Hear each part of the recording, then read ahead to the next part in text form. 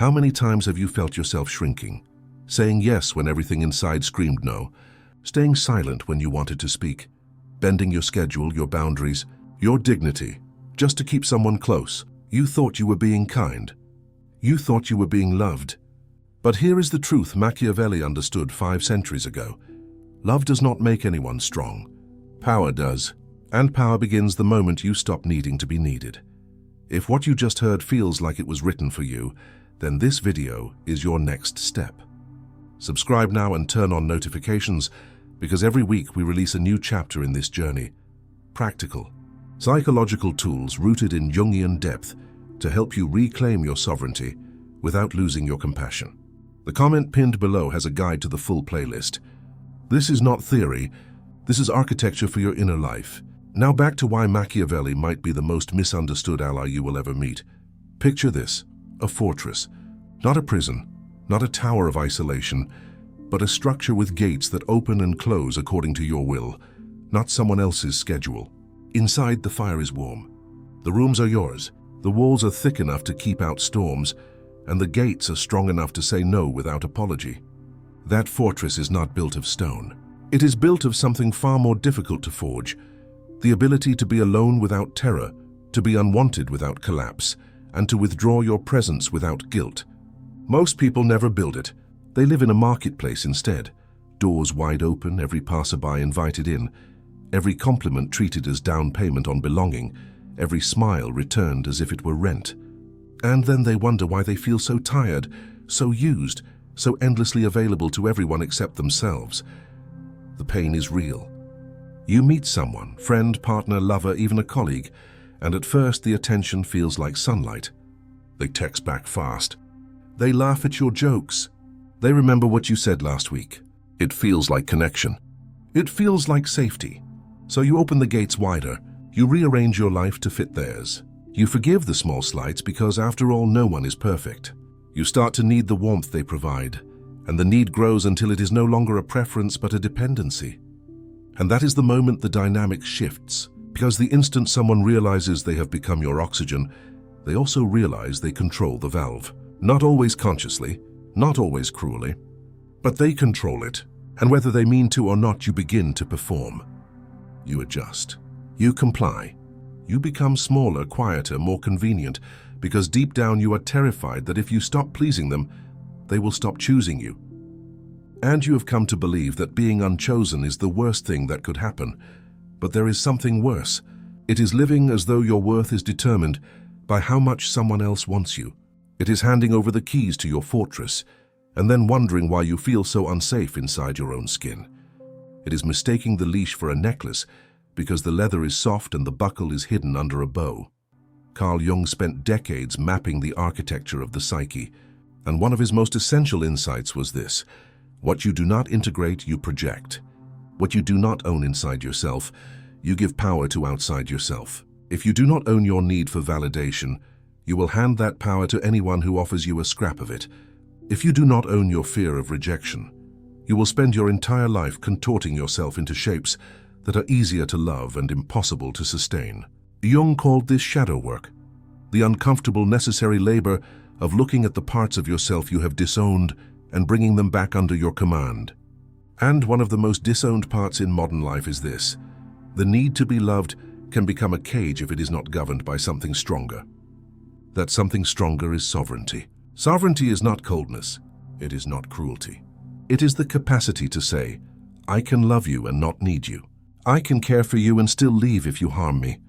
I can be kind without being available, and I can close the gate without announcing why. Machiavelli did not write The Prince to teach people how to be tyrants. He wrote it to teach people how to survive in a world where power is always in motion, always contested, always being tested. And his most famous line, "It is better to be feared than loved if you cannot be both," is not a call for cruelty. It is a warning. It says, do not make your safety dependent on someone else's affection, because affection is conditional, volatile, and often strategic. Fear in Machiavelli's framework is not about violence. It is about consequence. It is about the knowledge that there are lines you will not cross, standards you will not lower, gates you will not reopen once they have been closed. It is about being someone whose boundaries have weight. Let's return to the fortress. Imagine it again. The gates are closed now. Not locked forever, just closed. Someone approaches. They knock. They smile. They say all the right things. In the marketplace version of your life, you would have already opened the door. You would have invited them in based on the performance, the promise, the way they made you feel in the first 5 minutes. But the fortress does not operate that way. The fortress asks questions. Do their actions match their words? Do they show up when it costs them something? Do they respect a no as easily as they enjoy a yes? Do they stay consistent when your mood shifts, when your usefulness to them fades, when you are no longer shiny and new? These are not cruel questions. They are clarity. And clarity is the first form of self-respect. Here is what happens in the marketplace. People proclaim loyalty when the sun is up, when things are easy, when you are valuable to them. But storms reveal the truth. When your status drops, when you stop being useful, when you say no to something they want, that is when you find out whether the oath was to you or to the weather. Jung would say this is projection meeting reality. You projected loyalty onto them because you wanted it to be there. But wanting something to be true does not make it true. Only behavior under pressure reveals the truth. So the fortress keeps records, not on paper, but in consequence. It notes who stayed when staying was hard. It notes who disappeared the moment the gate closed. It notes who respected the boundary and who tried to climb the wall. Now here is the pivot, the shift that changes everything. The reason power is better than love is not because love is bad. It is because love without sovereignty becomes servitude. When you need love more than you need your own integrity, you will tolerate betrayal, accept disrespect, ignore patterns, and call it patience. You will let people rewrite history, redefine boundaries, and return without earning re-entry, because you are more afraid of being alone than you are committed to being whole. But the moment you choose sovereignty first, everything inverts. You can still love. You can still be warm, generous, open. But now the love moves under your command, not under your panic. Now you are dangerous in the best possible way, not because you will harm anyone, but because you cannot be captured by affection. You cannot be bought with compliments. You cannot be controlled by silence or reassured into compromise. The gates open when you decide. They close when you decide. And that decision is based on reality, not on fantasy. This is where the fortress becomes a symbol for something deeper. Jung called it individuation, the process of becoming whole, integrated, self-governed. It means you stop living in reaction to other people's moods, approval, or absence. You stop performing for an audience that may not even be paying attention. You stop treating your own presence as though it were a public utility, available to anyone who asks nicely enough. Instead, you become sovereign. And sovereignty is not isolation. It is discernment. It is the ability to be in relationship without losing yourself. It is the ability to love without drowning. So what does this look like in practice? Let's break it into 3 movements, 3 shifts that are small enough to begin today, but deep enough to reconstruct the entire foundation of how you relate to others. First, audit behavior, not speeches. Stop listening to what people say they will do, what they promise, what they swear in moments of intensity. Start tracking what they actually do when no one is watching, when it costs them something, when you are not performing for them. Do they respect your time? Do they honor a boundary the first time you set it? Do they stay consistent across weeks and months, or does their energy spike and vanish like a stock chart? Inconsistency is not noise, it is data. It is the signature of convenience, and convenience is the enemy of trust. Keep records in consequence. If someone repeatedly shows you who they are under pressure, believe the pattern, not the apology. Second, treat access as a privilege, not a right. Your time, your attention, your energy, your vulnerability, these are not free. They are not owed. They are not automatically renewed just because someone used to have them. Every relationship, every connection, every intimacy is a renewable license, and it expires the moment trust is falsified. This does not mean you become cruel or cold. It means you stop letting people back in simply because they knocked. The gate opens for those who have earned it, through consistent, reliable, respectful action. Not through charm, not through history, not through need, through conduct. Third, practice withdrawal without ceremony. This is the hardest one, Because it requires you to let go of the need to explain, justify, or defend your boundaries. Absence is not revenge. It is calibration. When someone crosses a line, when a dynamic becomes toxic, when your presence is being used against you, leave. Not with a speech, not with drama. Just leave. Let the silence do the teaching. Let the absence become the boundary. The predictable are easy to control. The unreadable are impossible to trap. Do not confuse this with game playing. This is not strategy for manipulation. This is self-preservation through clarity. You do not owe anyone a manual for why you closed the gate. The gate closing is the statement. Now, if this is landing, if you are feeling the shift between who you have been and who you are becoming, do me a favor. Hit the like button. It tells the algorithm that this kind of depth matters, and it helps this message reach people who are still living in the marketplace, still handing out keys, still wondering why they feel so empty inside their own lives. Share it with someone who needs to hear it. Drop a comment about which part hit hardest for you. And subscribe, because this is not a one-time conversation. This is a framework, a discipline, a path. We are building the fortress together, one video at a time. Let's go deeper, because here is what no one tells you about Machiavellian power. It is not about dominating others. It is about becoming unownable.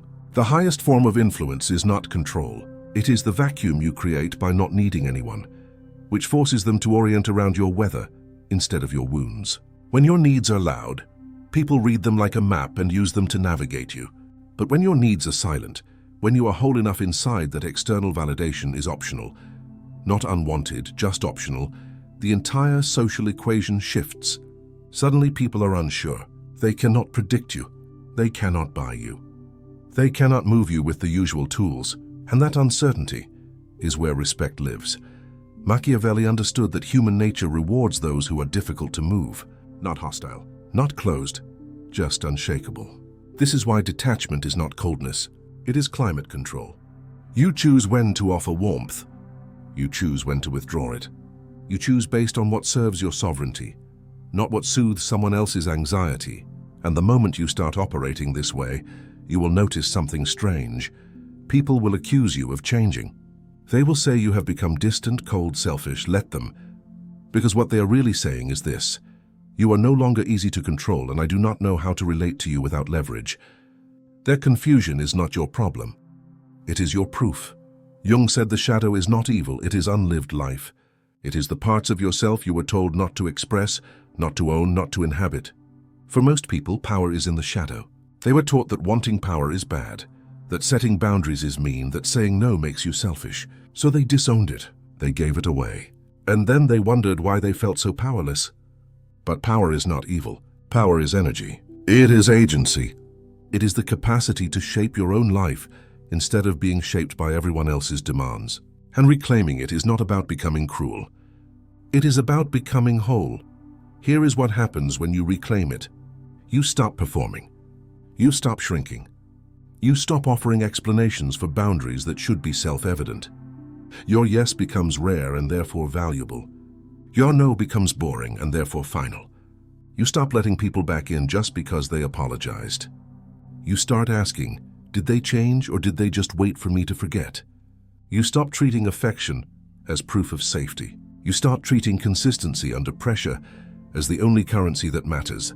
And slowly, quietly, without fanfare, you become someone who cannot be purchased by charm, swayed by guilt, or moved by nostalgia. This does not mean you stop loving. It means you stop loving from a deficit. You stop giving because you are afraid of what will happen if you stop. You start giving because you choose to, because the person in front of you has earned it, because the relationship is mutual, transparent, and built on respect rather than need. And that kind of love, sovereign love, is the only kind that lasts. Because it is not a leash. It is a choice. And choices can be unmade the moment they stop serving life. Let's talk about betrayal, because it is coming. Not in grand operatic gestures. Not in villain monologues. It will come in small moments. Texts that go unanswered after weeks of intensity. Promises that evaporate under inconvenience. Loyalty that vanishes the moment you stop being useful. And when it comes, you will have a choice. You can reach for the cage, try to pull them back, explain yourself, perform harder, prove your worth. Or you can reach for the gate. Close it, walk away. Let the betrayal teach them, not you. Because if someone panics at your independence, they never wanted you whole. They wanted you manageable. And the gate is not negotiable. It opens for reality. It closes for fantasy. It stays closed for anyone who mistakes your warmth for weakness or your kindness for availability. Here is your field protocol, your micro-practice, your way forward. 3 actions starting now. 1. Test before you trust. Give small amounts of access and see what people do with it. Do they honor it? Do they push? Do they respect the limit or try to renegotiate it? Behavior in the small moments predicts behavior in the large ones. 2. Reward consistency under strain. When someone shows up when it is hard, when they keep their word when their mood shifts, when they respect your boundary even when it costs them something, mark it. Remember it. Let that person closer, not because they flattered you, but because they proved themselves. 3. Make your yes expensive and your no boring. Stop giving in to pressure. Stop explaining endlessly. Stop letting guilt, charm, or history override your discernment. Let no be a complete sentence. Let yes be earned, not assumed. Now let me tell you what will happen if you do this. People will fall away. Not all of them, but some will. The ones who were only there because you were easy. The ones who needed you to stay small so they could feel large. The ones who valued your compliance more than your wholeness. Let them go. Do not chase. Do not explain. Do not try to win them back. Their exit is not a loss, it is data. It is the fortress doing its job. And what will remain is smaller, quieter, and far more real. The people who stay will be the ones who respect the gate, who honor the boundary, who see your sovereignty and do not flinch. Those are your people.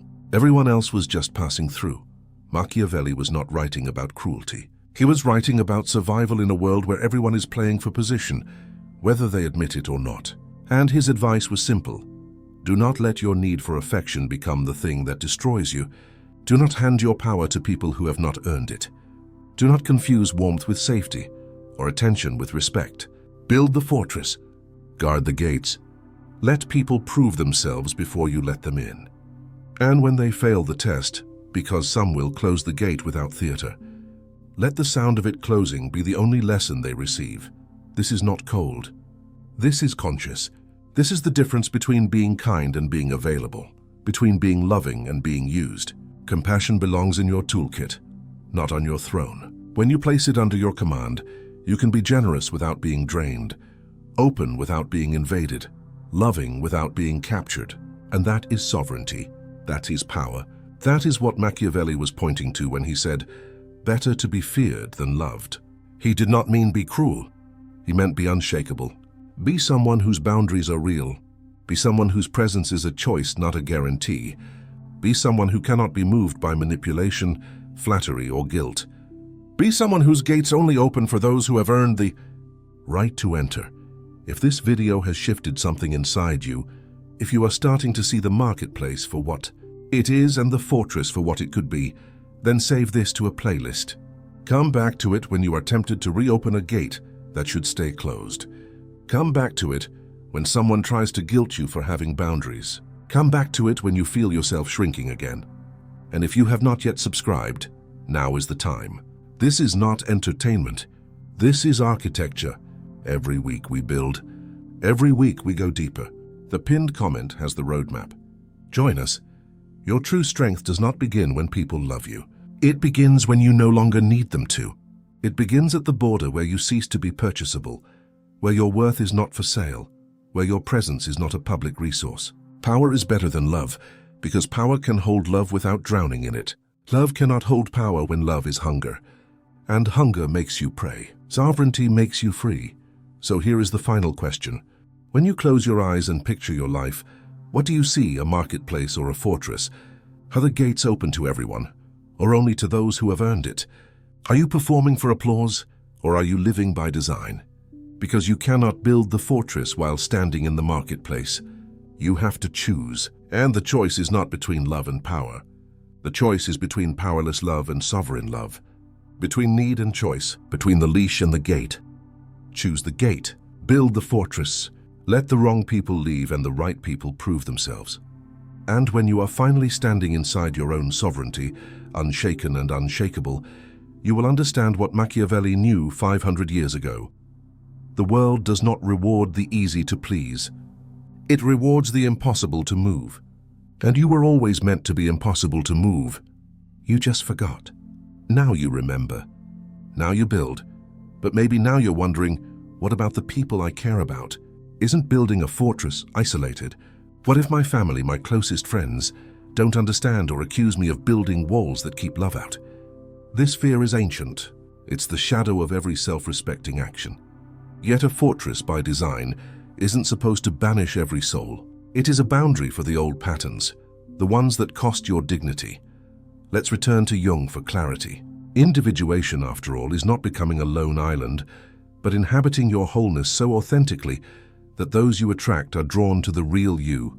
Not the mask, not the performer, but the soul. A fortress isn't cold. It's selective. It lets in only what nourishes, holds strong when storms approach, opens widely for those who prove themselves not merely once, but in the patterns of daily respect. Where there is trust, the gates swing open.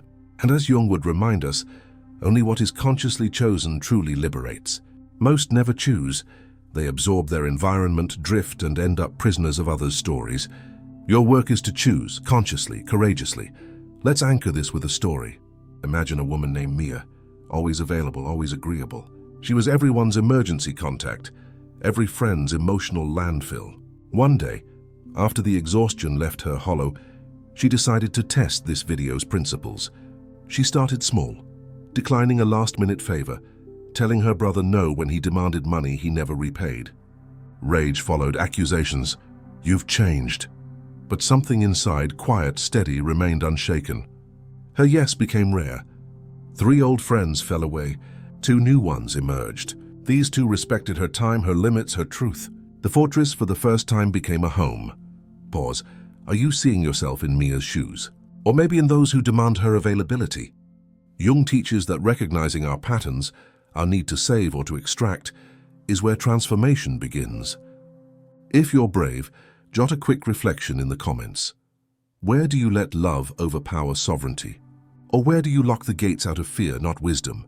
Sharing like this isn't weakness. It's the first brick in building a community strong enough that the algorithm's tides can't wash it away. And if you found resonance in Mia's story, or you see your own struggles reflected in the fortress metaphor, remember, engagement is how we discover one another. Like this video, save it for the days your resolve wavers, and subscribe for deeper dives each week. Our community grows sharper and safer when every voice helps map the real territory of power and love. Now imagine for a moment the world reoriented on these principles. Companies that reward clear boundaries rather than endless sacrifice. Families that respect emotional privacy as elevation, not rejection. Communities that see kindness as strength, not as a resource to be depleted. What would this world feel like if surviving wasn't about shrinking, but about standing fully in your design? Here's a practical application, a micro-action to start the week. Pick one relationship and one typical dynamic that leaves you feeling depleted. For 7 days, practice one small sovereignty. Delay your answer. Ask clarifying questions instead of rushing in to fix, or gently but firmly say, "Not now." Observe what happens, not their reaction but your own feelings. Awkwardness is expected. Guilt is a sign the old wiring is being tested. The objective isn't punishment. It's data gathering. Jung called this conscious suffering, the discomfort required to break free from inherited patterns. At the end of the week, reflect. What felt foreign? What felt like relief? Share your discoveries below so others can learn from your field notes. Remember, as in Machiavelli's world, strength attracts respect. But unlike Machiavelli's pure power games, a Jungian fortress is animated by soul, not strategy. And that soul seeks harmony, not conquest. Connection, not codependence. If someone truly values what you offer, they learn how to approach the gates with honor. If not, their exclusion is not your failing. It is perhaps their invitation to grow. So set the bells at your gate to ring not for anyone, but for what is real, recurring, and true. Let the marketplace grow quieter. Let your fortress become your signature, the undisturbed center from which authentic love and authentic power radiate outward. Please, if you're still here, leave your mark below. Comment, like, subscribe, and remind yourself and others. Your story is not defined by need, nor by those who walk away when your boundaries appear. Your story begins the day you decide you are worth protecting. That is the first brick. Every micro-action, every no that aches, every yes that thrills, every gate you open mindfully, lays another. 1 week at a time, one lesson at a time, you build. And soon the fortress becomes not a refuge from love, but the only place where it can flourish. And until we meet again, stand strong, stay conscious, keep building.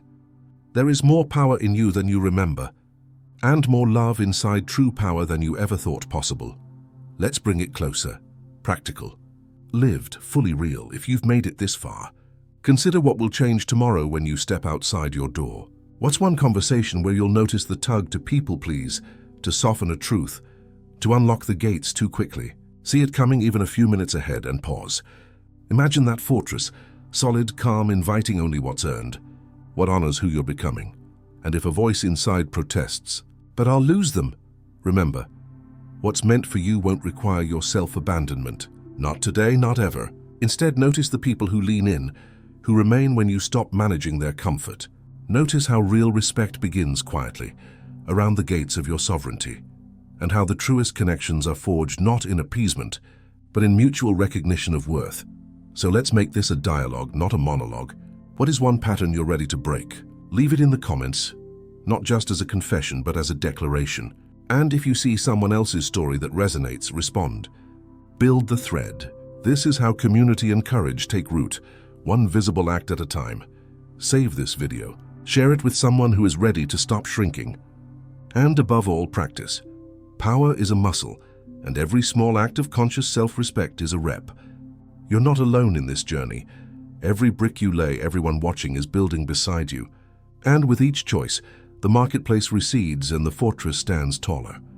There's something else worth addressing, the cost of delay. Every week, you wait to reclaim sovereignty is another week the wrong people learn they can occupy your inner life without earning it. Every time you reopen a gate that should remain closed, you teach someone that your boundaries are suggestions, not laws. And every moment spent performing for love that isn't freely given is a moment stolen from the life you could be building. Inside the fortress, Jung spoke often of the second half of life, the season when people stop asking, "What do others want from me?" and start asking, "What does my soul demand of me?" You don't have to wait for midlife to ask that question. You can ask it now. You can begin now. And the answer will always be the same. Your soul demands that you stop betraying yourself for applause. It demands that you stop handing power to people who have not proven they can hold it with care. It demands that you build something strong enough to weather storms, selective enough to keep out chaos, and open enough to welcome those rare souls who see your sovereignty and honor it. So here's the invitation one more time, not as pressure, but as possibility. If you're ready to stop living in the marketplace, if you're ready to stop treating your worth as though it were up for negotiation, if you're ready to become someone whose presence is a choice and not a guarantee, then take the first step. Comment below with one boundary you've been afraid to set. Write it out. Make it visible. Let this space be the place where your transformation begins, witnessed and supported by others walking the same path. Subscribe if you haven't yet, because this journey doesn't end here. It deepens week after week, video after video. Turn on notifications so you don't miss a single chapter. And share this with someone who needs permission to stop shrinking. The gates are waiting. The fortress is calling. All that's left is for you to walk through and claim what has always been yours.